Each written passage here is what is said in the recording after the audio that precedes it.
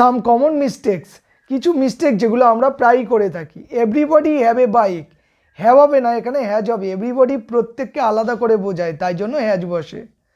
I want travel, I want to travel কোনো দিকে যাওয়ার বোঝালে টু বসাতে হয়।